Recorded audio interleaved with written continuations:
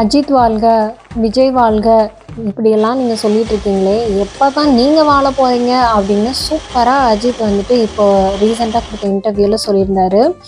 இந்த வீடியோ பார்க்கும்போது நம்ம எல்லாருக்குமே தெரியுது அஜித்தும் விஜயும் எவ்வளோ அழகாக குக்கிங் பண்ணிகிட்ருக்காங்க அப்படின்னு. ஆனால் இது ஏஐயை யூஸ் பண்ணி எவ்வளோ ஒரு இன்னோவேட்டிவான விஷயங்கள்லாம் பண்ணுறாங்க பார்த்தீங்களா. இப்போ 2 ஃபேன்ஸ்க்குமே செம்ம ஜாலின்னு பார்த்தா, இந்த குட்டி விஜயகாந்தோட முகத்தை பார்க்கும்போது இந்த ஸ்டைலையும் பார்த்துட்டு எல்லாருமே சோஷியல் மீடியாவில் அவ்வளோ அட்மையர் ஆகிருக்காங்க.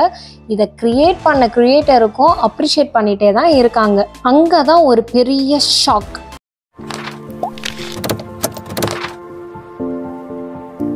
சைடு கேப்பில் சைக்காலஜி கற்றுக்கலாமா? நியூரோ சைக்காலஜி பற்றி தெரிஞ்சுக்கலாம் வாங்க. ஏஐ ஆர்டிஃபிஷியல் இன்டெலிஜென்ஸ் அப்படிங்கிறது எல்லாருக்குமே ஒரு கனவா இல்லை நினைவா அப்படின்னு ஒரு கற்பனை உலகத்தில் இருக்கிற மாதிரி நம்ப முடியாத பல சாதனைகளை பண்ணிட்டு இருக்கிற ஒரு ஃபீல்டு தான் இது. ரீசெண்டாக சோஷியல் மீடியாவில் நம்ம பார்த்துட்டு இருக்கோம். கேப்டன் விஜயகாந்த், சிங்கர் பவானி நம்மளை விட்டு இந்த உலகத்தை விட்டு போனதுக்கு அப்புறமாவும் உங்க கூடயே இருக்கிற மாதிரி ரியலிஸ்டிக்கா கொண்டு வர அந்த உணர்வு பூர்வமான விஷயம்தான் இந்த ஏஐல வாய்ஸ் மாடுலேஷன்ல இருந்து பிசிக்கல் அப்பியரன்ஸ் முதற்கொண்டு எல்லாமே கொண்டு வரலாம் அப்படிங்கிறத நிறைய சாதிச்சிருக்காங்க. என்னதான் இந்த டெக்னாலஜி ரொம்ப அட்வான்ஸ்டா கொண்டு போனாலுமே ஹியூமன் பீயிங்கோட மென்டல் ஹெல்த் எந்த மாதிரியெல்லாம் அஃபெக்ட் ஆகுதுன்றதையும் நம்ம தெரிஞ்சுக்கலாம். நம்பர் 1, ஃபியர் ஆஃப் அப்சோலசன்ஸ், அதாவது ஆட்டோமேஷன் ஆங்ஸைட்டி. இப்போ எல்லாமே ஏஐ பார்த்துக்குது. இப்போ நிறைய வீடுகளில் வந்து பார்த்தீங்கன்னா அலெக்ஸா ஏசி ஆன் பண்ணு, அலெக்ஸா சாங் போடு, அலெக்ஸான்னு சொல்லிட்டு அலெக்ஸா ஒரு வேலைக்காரியாவே நம்ம வச்சுக்கிட்டோம். இப்படி எல்லாத்தையுமே நம்ம டிஜிட்டலைஸ்ட் பண்ணி எல்லா வேலைகள்லையுமே வந்து ஏஐயோ இல்லை அலெக்ஸாவோ இல்லை சிரி கிட்டேயே நம்ம கொடுத்துட்டோம்னா நம்ம ஹியூமன் பீயிங்கோட மூளைக்கு என்ன வேலை கொடுக்க போறோம்? இதுவே நம்ம ஒர்க் பிளேஸை எடுத்துக்கலாம். ஸோ ஒர்க் பிளேஸ்லயும் எல்லாமே ஆட்டோமேஷன் வந்துடுது. ஆட்டோமேட்டிக்கா எல்லாத்தையும் பண்ணி முடிச்சிடுறது. மேன் பவர் அப்படிங்கிறது குறைஞ்சிடுறது. இதெல்லாம் ஒரு கரியர் வேலை விஷயம் அப்படின்னு நினைச்சாலுமே நம்மளோட எம்பத்தட்டிக்கலான விஷயங்கள், சென்சிட்டிவா இருக்கிறது, ஒரு எம்ப்ளாயிக்கும் எம்ப்ளாயருக்கும் இருக்கிற பாண்டிங், கிரியேட்டிவிட்டி. ஸோ நம்மளோட கிரியேட்டிவிட்டியில தான் நிறைய டெக்னாலஜி இம்ப்ரூவ் ஆகுதுன்னு சொன்னாலுமே சயின்டிஸ்ட் மட்டும்தானே கிரியேட்டிவா யோசிக்கிறாங்க. சொசைட்டில இருக்கிற இந்த காமனர் பீப்புள் அது எப்படி அவங்க யூட்டிலைஸ் பண்ணிக்கிறாங்க? நிறைய விஷயங்கள் ஈஸியா கிடைக்குதுன்னு சொல்லி நம்ம மூளையை சோம்பேறி பண்ணிட்டு தானே இருக்கிறோம். நல்ல விதத்துல யூஸ் பண்றது ஓகே தான். மொபைல் போனை கண்டுபிடிச்சது பேசுறதுக்காக, தூரமா இருக்கிறவங்க கூட கம்யூனிகேட் பண்றதுக்காக. ஃபேஸ்புக்கை கண்டுபிடிச்சது தொலைஞ்சு போனா நம்ம ஃப்ரெண்ட்ஸ் எல்லாத்தையுமே கனெக்ட் பண்ணிக்கிறதுக்காக. ஓகே, வாட்ஸ்அப்ல ஆன்லைன் மூலியமா வீடியோ கால் பண்ணிக்கலாம் அப்படிங்கும்போது நம்மளோட டிஸ்டன்ஸ் ரிலேஷன்ஷிப்பை வந்துட்டு இன்னும் கொஞ்சம் ஜெல் பண்ணிக்கிறதுக்காக, மிஸ் பண்ணாம இருக்கணும்ன்றதுக்காக. இதெல்லாம் நம்ம ரொம்ப வருஷத்துக்கு முன்னாடி கனவுல யோசிச்சிருப்பேமே தவிர இதை ரியலா இம்ப்ளிமெண்ட் பண்ணியிருக்காங்களே அப்படிங்கிறத நல்ல விஷயத்துக்கு யூஸ் பண்ணாம நம்ம லெத்தாஜிக்கான விஷயங்களுக்கும் மிஸ்யூஸ் பண்ணி மற்றவங்களோட லைஃபை ஸ்பாயில் பண்றதுக்கும் யூஸ் பண்றது ரொம்ப ஒரு தப்பான விஷயம் தானே. இந்த தப்பான விஷயம் மற்றவங்களையும் பாதிக்குது. அது யாரு பண்றாங்களோ அவங்களோட மனநலத்தையும் தான் பாதிக்குது. ஏஐ அப்படிங்கிறது ஒரு டூல் தான் அப்படிங்கிறத மைண்ட்ல வச்சுட்டீங்கனாலே இந்த மாதிரியான பிரச்சனைகளை நம்ம ஓவர் கம் பண்ண முடியும். Number 2, overstimulation and cognitive ஓவர்லோட தான் இந்த மாதிரியான ஆர்டிஃபிஷியல் இன்டெலிஜென்ஸ் நம்மளுக்கு கொடுத்துட்டு இருக்கு. நைட்டு 10 மணி ஆனதுக்கு அப்புறமா எத்தனை பேர் நிம்மதியா மொபைலை ஓரமா வச்சுட்டு டீப் ஸ்லீப்குள்ள போறோம்னு சொல்லுங்க. நோட்டிஃபிகேஷன், அந்த பாப்அப் மெசேஜ் வந்ததுமே டக்குன்னு என்னவா இருக்கும்னு ஒரு கியூரியாசிட்டில எடுத்து நம்ம பார்க்க ஆரம்பிக்கிறோம்.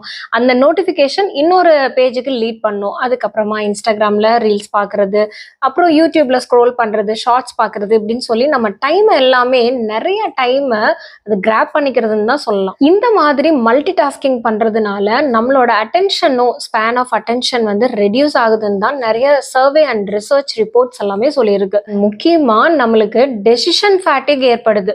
டெசிஷன் ஃபேட்டிக்னா என்னன்னா, எங்கேயாவது நம்ம டூர் போகணும் அப்படின்னு நினைச்சோன்னு வைங்களேன், டக்குன்னு இந்த பிளேஸ்க்கு போகலாம் அந்த பிளேஸ்க்கு போகலான்னு நம்ம சூஸ் பண்ணிடுவோம். நம்ம பட்ஜெட்டை வச்சு நம்ம பிளான் போடுவோம். ஆனா இப்பெல்லாம் நம்மளுக்கு வந்து யோசிச்சிங்கன்னா, நம்ம ஸ்னோஃபால் வருது அதனால ஹில் ஸ்டேஷன் போகலாமா, இல்லை நம்ம வந்துட்டு விண்டருக்கு வெளியில போகலாமா, பிளைன் ஏரியாவுக்கு போகலாமா, வில்லேஜ்க்கு போகலாமான்னு லாட் ஆஃப் கன்ஃபியூஷன். அந்த முடிவை எடுக்கிறதுக்கே 2 நாள் ஆகும். டெசிஷன் ஃபேட்டிக் இப்போ இருக்கிற யங்ஸ்டர்ஸ் மத்தியில் அதிகமாக காணப்படுது. சரி, இது எப்படி தான் ஓவர் கம் பண்ணலாம் அப்படின்னா அதுக்கு ஒரு ஈஸியான டெக்னிக் சொல்லித்தரேன். Eisenhower matrix. இதை அர்ஜென்ட் இம்பார்ட்டன்ட் மேட்ரிக்ஸ்னு கூட சொல்லுவாங்க. இதில் 4 குவாட்ரண்ட் இருக்கும். ஸோ ஃபர்ஸ்ட் குவாட்ரண்ட்ல அர்ஜென்ட், இம்பார்ட்டன்ட், அதாவது டூ குவாட்ரண்ட் அப்படின்னு கூட சொல்லுவோம். பாத்தீங்கன்னா இம்மீடியட்டா நம்ம ரியாக்ட் பண்ணணும். அதாவது அர்ஜென்ட்டான ஒரு விஷயம், அதுக்கு இம்பார்ட்டன்ட் கொடுத்து நம்ம சீக்கிரமா செயல்பாடுல இறங்கணும். அதுதான் வந்து டூ. ஸோ இம்மீடியட்டா ஆக்ஷன்ல இறங்குறது தான் இந்த குவாட்ரண்ட். ஒரு சில விஷயங்கள்லாம் வரும், நம்ம வாழ்க்கையில சட்டுன்னு முடிவெடுக்கணும். அந்த டக்குன்னு முடிவெடுக்க தவறிட்டோம் அப்படின்னா வாய்ப்பு போச்சு, வடை போச்சே அப்படின்னு சொல்லிட்டு ஃபீல் பண்ணிட்டே தான் இருக்கணும். செகண்ட் குவாட்ரண்ட்ல நாட் அர்ஜென்ட் பட் இம்பார்ட்டன்ட், அதாவது பிளானிங். ஸோ இதை வந்து பிளானிங் குவாட்ரண்ட்னு கூட சொல்லுவாங்க. டைம் பேஸ்டு கிடையாது, டைம் ரொம்ப முக்கியம் இல்ல, எப்ப வேணாலும் நடக்கலாம், அதுக்கு முன்கூட்டியே தயாரான நிலையில இருக்கணும், அதுதான் வந்துட்டு இம்பார்ட்டன்ட். இப்போ இதை வந்து ப்ரீ பிளானா நம்ம பண்ணி வச்சுக்கலாம். எப்படி நம்ம சென்னையில டிசம்பர் ஆனாலே எல்லாருமே இப்போ ஒரு அலர்ட் ஆயிட்டு ப்ரீ பிளான் பண்ணி வச்சிடறாங்க இல்லையா, மழை வரும், வெள்ளம் வரும், புயல் வரும் அப்படின்னு சொல்லிட்டு எந்த ஏரியால இருக்கிறாங்களோ ரொம்பவே ப்ரீ பிளானா இருந்துப்பாங்க. வரும், இம்பார்ட்டன்ட், ஆனா எப்போ வரும் அப்படிங்கிறத வந்து ப்ரீ பிளானிங்கா டெசிஷனை எடுத்துட்டு அதுக்கேத்த மாதிரி ப்ரிவென்டிவ் மெஷர்ஸையும் எடுக்கிறாங்க இல்லையா. ஸோ இதுதான் வந்து second quadrant. Third quadrant urgent but not important, delegate குவாட்ரண்ட்னு கூட சொல்லுவாங்க. முக்கியமான பொறுப்புகளை வந்து அடுத்து இருக்கிற வாரிசுங்களுக்கு கொடுக்கறது, இல்ல நெக்ஸ்ட் யார் வருவாங்க, இந்த டெபுட்டின்னு சொல்லுவாங்க இல்லையா, ஸோ அசிஸ்டண்டா இருக்கிறவங்க கிட்ட எல்லா விஷயங்களையுமே சொல்லி வைக்கிறது. உடனுக்குடனே நம்மளுக்கு என்னென்ன அப்டேட்ஸோ அது எல்லாத்தையுமே நெக்ஸ்ட் வரவங்க கிட்ட நம்ம ஒரு பொறுப்புகளையும் அவங்க கிட்ட ஒப்படைக்கிற விஷயங்களையும் கவனமா பண்ண வேண்டியது. அப்பதான் நீங்க இல்லாத ஒரு இடத்துல உங்களோட ஆப்சன்ஸ்ல உங்களோட அசிஸ்டன்ட் வந்துட்டு இம்மீடியட்டா அவங்க டெசிஷன் எடுக்க முடியும்.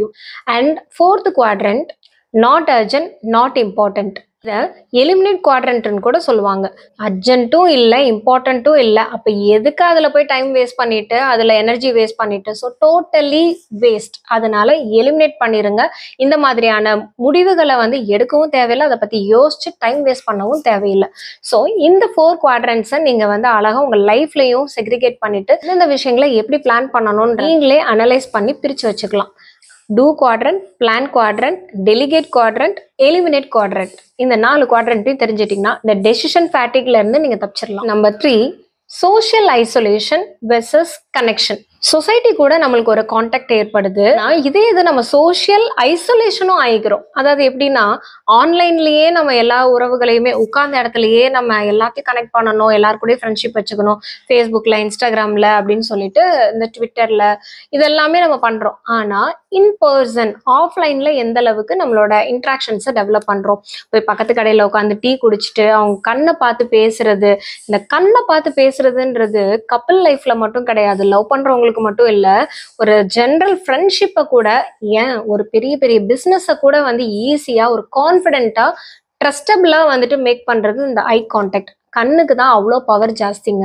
நீங்க என்னதான் ஃபோன்ல வந்து பேசினாலோ இல்ல ஆன்லைன்ல மீட்டிங் வச்சாலுமே நேர்ல பார்த்து பேசி நீங்க எடுக்கிற டெசிஷன்ஸோ இல்ல நீங்க பண்ற கமிட்மெண்ட்ஸோ எல்லாமே சக்சஸ் ஆகும். ஏன்னா உங்களோட ஐ கான்டாக்டுக்கு அவ்வளோ பவர் இருக்கு. நம்பர் 4, எத்திக்கல் டைலமா நிறைய இருக்கு. அதான் நம்ம ஏஐ போன்ற டெக்னாலஜி எல்லாம் யூஸ் பண்ணாலுமே பிரைவசி, அப்புறம் அல்காரிதம்ல ஏற்படுற பயாசஸ், ஸோ இந்த மாதிரி ஏகப்பட்ட பிரச்சனைகள் இருக்கு. நம்மளோட பிரைவசிஸ் எல்லாம் வெளியில லீக் ஆயிடுச்சுன்னா என்ன ஆகும், நம்மளோட மான மரியாதை எல்லாம் போயிருமே அப்படின்னு. இது வந்து பர்சனல் லைஃப்ல மட்டும் கிடையாது, நிறைய பிஸ்னஸ் மேனுக்கும் பிஸ்னஸ் பாலிசிஸ் இல்லை அவங்களுக்குள்ள இருக்கிற அந்த அக்ரிமெண்ட்ஸ் இதெல்லாமே கூட வெளியில லீக் ஆகுறதோ, காப்பிரைட்ஸ் போன்ற விஷயங்கள்லாம் கூட நிறைய ப்ராப்ளம்ஸ்லாம் ஏற்பட்டுட்டு தான் இருக்கு.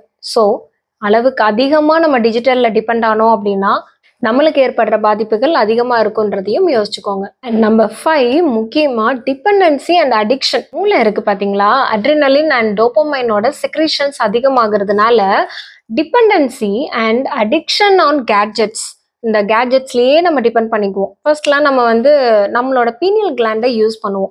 பீனியல் கிளாண்ட் அப்படிங்கிறது நம்ம பிட்யூட்டரி கிளாண்டு கீழே இருக்கு பிரெயின்ல. ஸோ இந்த கிளாண்டோட முக்கியமான வேலை என்ன தெரியுங்களா, அலர்ட். ஒரு கல்யாணத்துக்கு போகிறோம் இல்லை எக்ஸ்கர்ஷன் போகிறோம், எங்கேயாவது கிளம்பணும் அப்படின்னு சொன்னால் அந்த ஒரு கியூரியாசிட்டிலேயே முன்னத்த நாள் நம்ம நைட்டு தூங்கும் போது காலையில் 4 மணிக்கு எந்திரிக்கணும் அப்படின்னு சொல்லி மைண்டில் நம்ம ஃபிக்ஸ் பண்ணிட்டு தூங்குவோம்ல, உங்களை அறியாமையே யாரும் வச்சிருப்பீங்க, ஸோ இல்லை யார்கிட்டயா சொல்லி வச்சிருப்பீங்க நீ எழுப்பி விடு அப்படின்னு. இதெல்லாம் தாண்டி தானா உங்களுக்கு முழிப்பு வரும். 4 மணிக்கு நீங்க அலாரம் வச்சிருக்கீங்க அப்படின்னா 3:50 3:55 நீங்க எந்திரிச்சிட்டு அலாரம் அடிச்சிருச்சா அப்படின்னு எடுத்து பாப்பீங்கல்ல. ஸோ இதுதான் இந்த பீனல் கிளாண்டோட பவர். ஸோ இந்த பீனியல் கிளாண்டை எத்தனை பேர் நம்ம யூஸ் பண்ணிட்டு இருக்கோம்? அலாரம் அடிச்சதுக்கு அப்புறமாவும் அதை ஸ்னூஸ் பண்ணி அந்த அலாரத்தையே ஒரு வலி கதற வச்சிருவோம். நம்ம காலையிலேயே ஒரு ரொம்ப ஸ்ட்ரெஸ்ஃபுல்லா ஓட்டத்துல தான் எந்திரிச்சு அந்த நாளையே தொடங்குவோம். இதெல்லாம் இல்லாம நான் சொல்றதை நீங்க ட்ரை பண்ணி பாருங்களேன். டெய்லியுமே தூங்க போறதுக்கு முன்னாடி கண்ணை மூடிட்டு உங்களுக்கு அந்த கிளாக் மாதிரி நீங்க விஷுவலைஸ் பண்ணிக்கோங்க. எத்தனை மணிக்கு நீங்க எந்திரிக்கணுமோ அந்த டைமை நீங்க ஃபிக்ஸ் பண்ணிட்டு இந்த டைம்க்கு நான் எந்திரிக்கணும் அப்படின்னு சொல்லி ஒரு தடவை நீங்க மனசுல நினைச்சிட்டு அந்த கிளாக்கவே நீங்க விஷுவலைஸ் பண்ணிட்டு படுத்து தூங்குங்களேன். காலையில உங்களோட அலாரம் அடிக்கிறதுக்கு முன்னாடியே டெஃபினட்டா நீங்க எந்திரிச்சிருப்பீங்க. லேட்டஸ்ட் இன்னோவேஷன்ஸ் கூட நம்மளும் அப்டேட் ஆகிக்கிறது நல்லதுதான். ஆனா டெக்னாலஜி உங்களை சாப்பிட்றாம பார்த்துக்கோங்க. உங்களோட கண்ட்ரோல்ல தான் உங்களோட கேட்ஜெட்ஸோ உங்களோட டெக்னாலஜியோ இருக்கணுமே தவிர அதுக்கு நீங்க அடிமை ஆயிடாதீங்க. Take care of your mental health. Tata bye bye, see you.